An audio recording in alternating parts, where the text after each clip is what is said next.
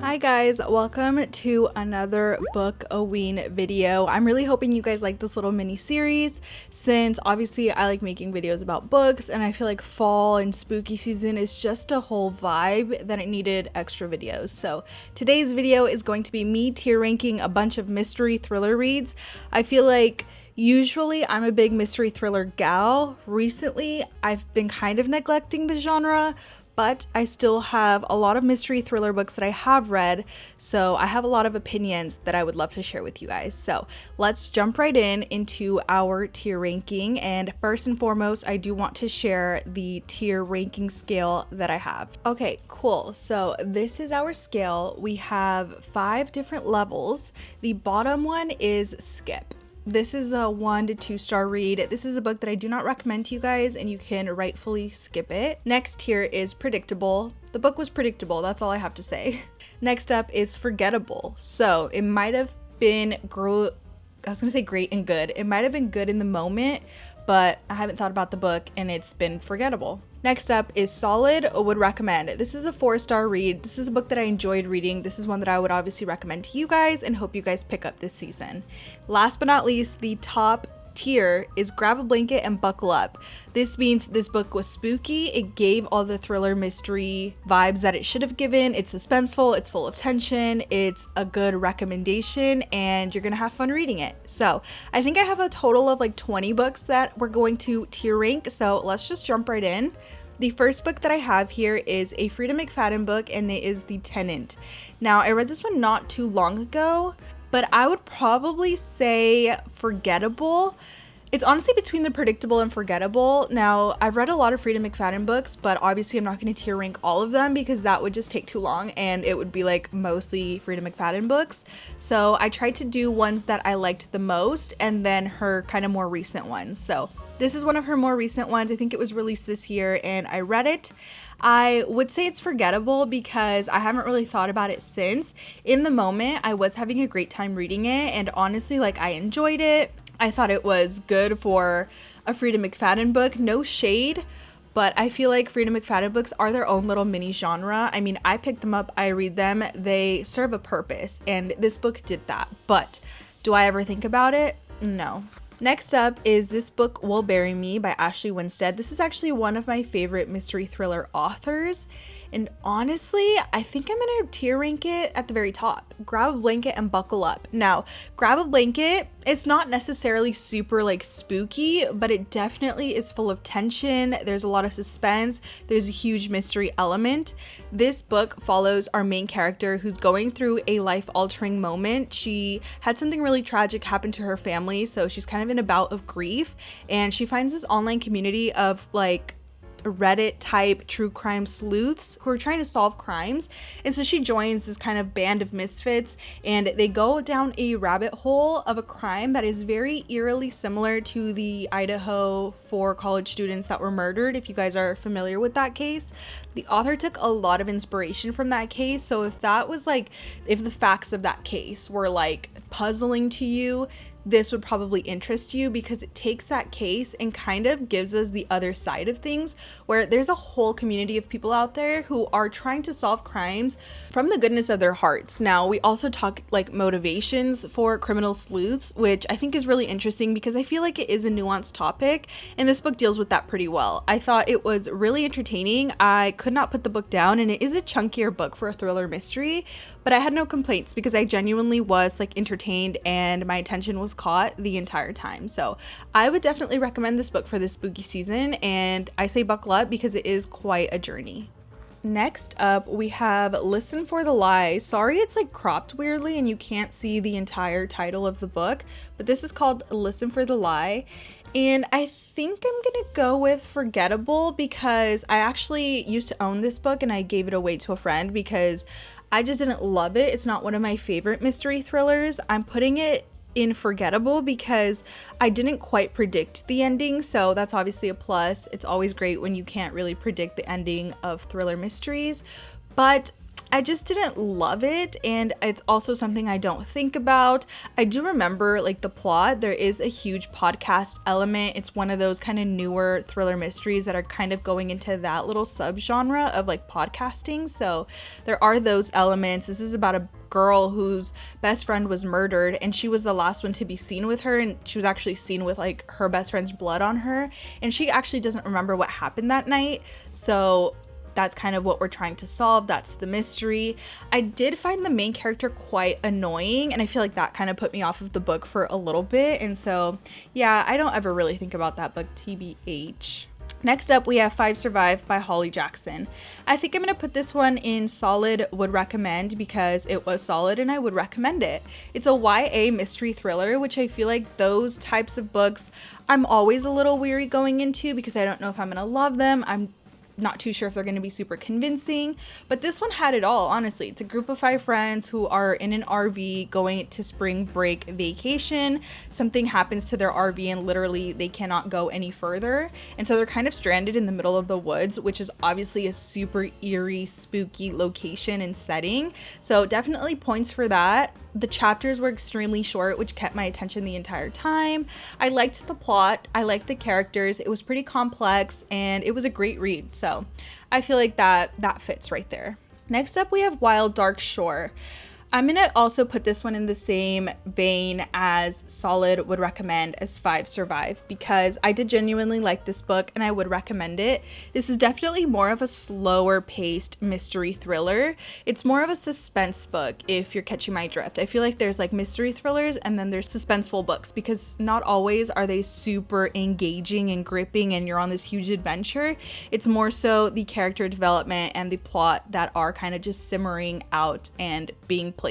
So I feel like that one is in that vein of things and I liked it. I feel like I didn't love it as much as some people did, but I did enjoy it and I was a little emotional towards the end. I feel like that definitely caught me off guard. The story itself is beautiful. It's about this like deserted, isolated island where a family actually live and they're very used to being kind of the only ones on this island because it is like a climate change sort of theme where like the ocean is kind of taking over their little island, and where they live there's actually like a seed bank with like the world's seeds. So it's a very, very important kind of life that they live trying to take care of the seed bank. And then one day someone randomly drifts onto their island. And so they're trying to figure out who this person is, what their motivations are they like harmful? So there's a lot of suspense and mystery and it definitely takes you for a ride. I feel like the setting is actually its own character. Like I said, it's a very lively book, but it wasn't anything too crazy in terms of adventure. So it's not going in the uppermost tier. It'll stay there. I think this is called The Night We Lost Him by Laura Dave. She's the author of The Last Thing He Told Me or something like that. It was a Reese's Book Club book. It's a very famous, popular mystery thriller. So this is kind of another book by her, and I'm gonna go with skip. I actually didn't enjoy this book like at all, even while I was reading it. It was actually a book club book with some of my friends, so we all read it, and that's honestly the only reason why I finished it was because it's obviously a book club book. I want to discuss it. I want to know what happens. I don't want to DNF it, so I read it, and I would just say skip. I wouldn't recommend this book. I feel like the thrilling aspects weren't really there. I was pretty bored. It was almost sort of cringy too. I felt like at the end of every chapter, the author, just the way that she was talking to the reader, it felt really like, girl, come on. I don't know even how to describe it, but I wouldn't recommend this book. I also felt like the plot itself was a little, what's the word, underwhelming. It just wasn't anything too wild. I believe it's like these 2 older siblings who are kind of fairly estranged until their father mysteriously dies, and their father is wealthy. So there's a lot of money on the line. There's businesses. They're trying to figure out who it was or why their dad died. Did he die via suicide? Did he get killed? Like, what were the circumstances surrounding his death? And then what's the aftermath of like his business dealings? Like, was it a co-worker situation? So that's kind of the mystery for that book, but yeah, skip it. The God of the Woods is the next one, which is interesting because this book is very, very popular and I did read it last fall, I believe. And I'm gonna go with solid would recommend This is another one of those books that I do not want you to go into it thinking it's a super fast-paced book, because it's not. It's a slow burn historical fiction mystery thriller with a really, really solid plot. There's a lot of characters, a lot of POVs, but I feel like when you get down to it, the actual plot itself is fairly strong and entertaining. The ending was amazing. So this is one of those books that you can't like binge. I feel like you have to soak it in. And so if you go into it knowing that and expecting that, then I think you would like it. And honestly, the ending killed it. It was great. And I think about this book, you know, here and there, but I would absolutely recommend it because I think it's a very well written book. Next up, we have Little Secrets by Jennifer Hillier, another one of my favorite mystery thriller authors. And this book, I think we're gonna go with solid would recommend. This book is actually really fun. This is about, well, not fun, it's kind of sad, but it was just like an adventure. So this book is about a couple whose like relationship is just on the rocks. They're like on the verge of divorce, and their son is kidnapped, and obviously that causes a lot of stress, a lot of tension on their already fragile relationship. So we follow the female main character, and she's trying to navigate all of this grief, her heartbreak, her trying to figure out who or where her son is, because obviously that's a huge like thing for anyone to go through. And so we follow her, and honestly the decisions that she makes are not the best. But I'm like, can you blame the woman? Like, she's gone through so much. So I felt myself almost like justifying her actions, even though she did some bad things. And I don't know, it just was really interesting in that sense. The plot was also great. The twists I did not see coming at all. So I feel like it's a very just solid thriller mystery, and I would absolutely recommend it because I had a great time. It was an adventure, and I feel like you would enjoy it. Next up, we actually have another Freida McFadden book, and this is probably my favorite Freida McFadden book. So I'm gonna go with, honestly, Grab a Blanket and Buckle Up. Like, this book is actually really, really entertaining. I felt like the plot itself is kind of spooky because if I remember correctly, disclaimer, there is a psychiatrist and kind of a client that has retribution on his mind. He is mentally unstable. And so the whole time we're listening to this, okay, so that's kind of one side of the story. The other side is a couple who like get stranded in a snowstorm and they stumble upon this huge house. And so they enter the house and they start finding these tapes, like audio tapes, and the tapes belong to the psychiatrist. The psychiatrist is then in these tapes talking to this kind of mentally unstable person, and that's kind of the full circle moment. There's some twists in here that I did not see coming. Chapters in all Freida McFadden books are extremely short, so I was on the edge of my seat the entire time I was reading this book. It was just the perfect like pacing for me. It had the perfect amount of like spooky, eerie, tension-full elements, and honestly I liked the plot. I thought it was interesting, I thought it was unique, and I would recommend this for sure as one of my favorite Freida McFadden books. Next up, we have First Lie Wins. This is a book that came out sometime last year, I think, and I'm gonna go with, I'm trying to remember, it's down here. It's down here for sure. I don't know which tier exactly, if it's a skip, predictable, or forgettable. I'm gonna go with predictable just because I don't have anything there, and if I remember, I feel like it was a little predictable, but it was also confusing. Like, I just didn't vibe with this book. I feel like there are just some books you pick up and they're not for you. This was one of those. I did not vibe with it. I didn't really understand it. I did listen to it mostly via audiobook, so that could be why, because I feel like when I'm listening to audiobooks, I do tend to get a little bit distracted. So that could be my fault, but I just felt like I didn't really enjoy it in the moment. I feel like I kind of knew where the story was going. And honestly, like even some of the plot twists that I feel like know were coming were like not good. So it's kind of a combination of forgettable, predictable, and skip, if I'm being honest. Next up is Mad Honey by Jodi Picoult, I think is Picoult, something like that is how you say her last name. And honestly, I'm gonna go with solid would recommend. Disclaimer, another one of those mystery thrillers that's a lot of a slower paced book, so go into it knowing that. But honestly, I enjoyed this book. The plot twist in this book is probably one of the biggest, most shocking plot twists in any mystery thriller that I have ever read.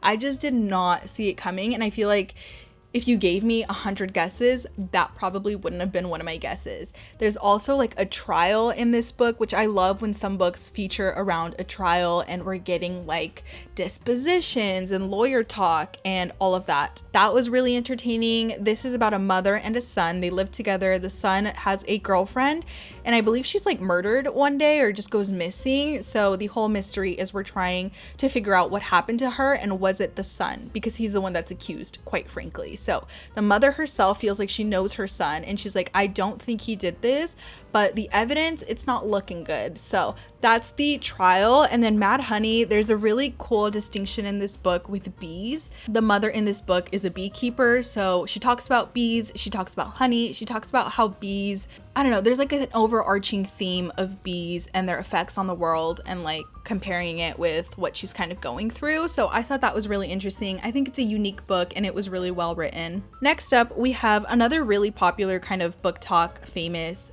thriller mystery, and that is None of This Is True by Lisa Jewell. I'm gonna go ahead and throw it up here. I feel like this is a top tier mystery thriller recommendation, and I feel like going into it, I was like, you know, a little suspicious because it's so popular. And I feel like sometimes when books are extremely popular, your expectations kind of are higher than what the book actually gives. But I feel like I think about this book fairly enough in the moment, had a great time reading it, and it kind of left an impact. So definitely grab a blanket and buckle up. This is about a woman who's at a restaurant one night with like her fiance or her like partner, and she runs into her birthday twin in the restaurant bathroom. So this birthday twin is someone who has, I think, even the same name. I think she has the same name and birthday. So the main character has a podcast. She has her birthday and name twin come onto the podcast just to talk about her or to talk with her, and they have vastly different lifestyles. And so I really enjoyed that aspect of the book, was trying to differentiate between their two lifestyles and showing us these stark differences of like the family dynamics and the income disparities. Like that was really interesting. I felt like it was actually decently spooky, and I was kind of like on guard the entire time because I didn't know what to expect. It was just honestly all around a great book, and this is another one of those that I feel like actually popularized the whole like podcast element in thriller mystery books. So this is kind of like, what's the word? The trendsetter, I guess, of thriller mystery books with a podcaster element. Next up, we have Pretty Girls by Karen Slaughter. Grab a blanket and buckle up. This is one of the best thriller mystery books that I have ever read. I think about it fairly often, and I haven't read a book that's quite matched up to it ever. So with that being said, obviously I'm going to recommend it. I think it's a great book. The reasons why I liked it so much were because it really embraced the thriller mystery genre. Like if you want something that's graphic, gruesome, spooky, sad, like all of the things that you would imagine a really good thriller mystery book has, it's this book. It was just genuinely really, really good. And it's about sisters, so I'm a sister. I thought it hit pretty deep because of that too. Those are kind of the themes that are explored within this book. I believe it's about three sisters. One of them is like mysteriously, she disappears. The other two sisters are vastly different. They don't really talk. They're kind of estranged, but they come together to try to figure out what happened to this third sister.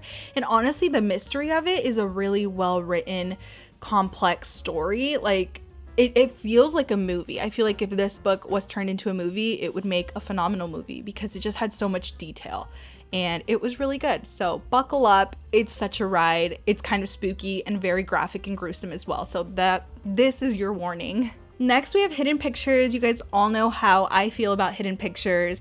One of my favorite thriller mystery books. It's a 5-star read for me. I love it. I will always recommend it. This is about a person who is a very unreliable narrator, but she's our main character. So you're kind of on edge, you're on the fence. You don't know if to believe her or if to not. So that's one thing that you have to kind of juggle in your head. She becomes a nanny for this family that is taking care of, and her job is taking care of a toddler. And that's, I feel like, a really fun storyline. I feel like it's nothing too crazy or unique, but I feel like if you can really nail that storyline, it makes such a good mystery thriller because it's already like you have so much to work with there. And another bonus is the actual physical copy of the book has like really creepy pictures in it that the toddler draws. So we're trying to figure out why the toddler is drawing these spooky things. And it's just so entertaining. 5 stars for me. I would recommend it to you guys every single year, honestly. Next, we have Rock, Paper, Scissors. I'm gonna go with Forgettable, because I will say in the moment I liked it. I don't think about it too much. I've forgotten most of the plot. The only thing I really do remember is that it was very puzzle-like, and I feel like I don't read very many mystery thrillers like that. So if you like ones where you have to like pick up on clues that the author is dropping, then you would like this one. But I don't know, it just wasn't my vibe. One of those ones that I really kind of wouldn't recommend, because in my opinion there are better ones out there, but I know this book has like its own audience and some people would like it. It just wasn't for me. It was kind of forgettable. One of Us is Lying, Geneva Rose. This book was fun. Now, is it that amazing? I'm gonna go with predictable. This is one of those ones that almost feels like a slasher film. I feel like slasher horror films have their own little mini genre in the horror genre as a whole. Like, if you're going to this, you have to go into this book with a specific purpose, and that purpose is to laugh and to have fun and not to take anything too seriously. This is about like a group of suburban women. One of them dies, as always, and we're trying to figure out what happened. The relationships are, you know, frail. There's a lot of gossip, there's drama, and it's really fun in that sense. It's very catty. So I liked it because of that. I will say it's kind of predictable, because obviously I feel like the main point of the book isn't to have like this super crazy shocking twist. It's more so like the fun and entertainment you're getting out of it, if that makes sense. So I liked it. I feel like I don't really feel or see people talk about this book. I think I knew about this book because Geneva Rose wrote The Perfect Marriage, which is like a super popular mystery thriller, and I think I looked at her backlog, saw this cover, thought it was interesting, picked it up, read it, and I enjoyed it. Next up, we have Things We Do in the Dark, Jennifer Hillier. This is the same author as Little Secrets here, one of my favorite mystery thriller authors. And I think I'm gonna place her under the also solid would recommend. I really enjoyed this book. I like anything she writes, if I'm being quite frank with you guys. This one is about this woman named Paris Peralta. I think that's her name. She's like a famous person, but she wakes up one day and she's in the bathroom holding a razor with her dead husband, and his blood is everywhere, including on her. So obviously that's not a good look for her. She looks guilty, and so she believes she didn't do anything wrong. And so she obviously has to try to uncover what actually happened, who killed this man. And so that's what we're following. This book also has a podcast element. It has sex worker influence in it. And I just found it really interesting. I liked all the different themes and topics that were being discussed. I felt like the plot twists were a little bit predictable, but also not predictable in a sense. Like, I was just there for the ride. It was really, really entertaining. I couldn't put it down. That's what I feel like a good thriller mystery would do. I would recommend. Next up, we have Mexican Gothic. Now, I'm gonna put this here under forgettable, because honestly, I don't ever think about this book. I know it's like a really super popular book, and it gets bonus points from me because it takes place in Mexico City, which is my favorite city on earth. So obviously, like, you know, I'm gonna cut it some slack for that. But the actual premise is weird, which is a good thing in terms of like uniqueness, because I did not expect kind of where this book was going. And yeah, I've never really read anything like it, but it just wasn't my favorite, which I think is okay. I think it's the writing style of the author, because I've read this book and I read another one by her, and it just wasn't my favorite. So I think it's the writing style for me. The plot itself was decently entertaining, and it's almost like it's historical fiction taking place in Mexico City during a time where they were like wearing like a lot of big poofy dresses. So I remember that, which is memorable, and that's a good thing. But other than that, I don't really ever think about it, and I don't ever talk about it. Next up is another one of my kind of recent reads, and I'm gonna go ahead and put it in solid would recommend, which I feel like is a little surprising because some people either love this book or hate this book. I was somewhere in the middle, but more towards loved it. I feel like I rated it like 3.75 stars.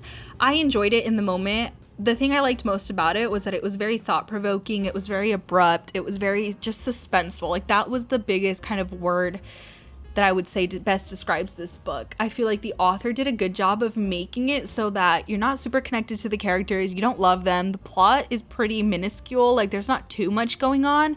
It's mostly about human nature and their motivations. This takes place on a remote like island villa, kind of like Love Island, and there's not much love involved. It's mostly people trying to stay on this villa for as long as they can, and what are they going to do to get other people to leave. So it's kind of spooky, and I think it's a good read for this season because it's definitely like unsettling. So it's solid and I would recommend it. Last but not least, thank you guys for sticking by me, but we're going to go ahead and rank Dreams. What is this? In My Dreams I Hold a Knife. That's what it's called. I would probably put it, I'm between these two, honestly. Grab a Blanket and Buckle Up or Solid would recommend. I'm gonna put it here. I really enjoyed this book. I feel like I liked it better as like a fiction book versus the whole mystery thriller. So that's why I'm not gonna put it in Grab a Blanket and Buckle Up, because I feel like it wasn't really scary. It was mostly a group of college kids. I think it's like 7 of them, but one of them ends up murdered, and then 10 years later they're going to their college reunion and they're gonna uncover some secrets and discover some stuff that is not pretty. So we're trying to figure out why, well, we know why the person who died, like how that happened, but going back to the reunion, there's a lot of things that they're revisiting and they're questioning if the person that was convicted for the death of their friend is actually the murderer. So yeah, I liked it because it's dark academia vibes, and I don't think I've read enough dark academia because I actually really enjoyed it and I feel like I would love that genre. So this is kind of my toe. What was I gonna say? My toe, like I was dipping my toe into that genre and I loved it. This book did a really good job of it, and I think moving forward I'll pick up more books like this, but I really liked it and I would recommend. I don't know what took me so long to read this book because I feel like it's been popular for a while. But anyway, this is the tier ranking for mystery thrillers that I have for you guys. If you take anything away from this video, it's that you guys should read any of these books up here because I like them and I would recommend, and I think they're decent, they're solid. Well, no, they're not decent, they're good books that you should definitely read. Also, the second row included. You can kind of skip these. Yeah, you can skip them. But anyway, that's it for today. I hope you guys enjoyed. I hope you guys are loving Book-o-ween. I'll see you tomorrow. Bye.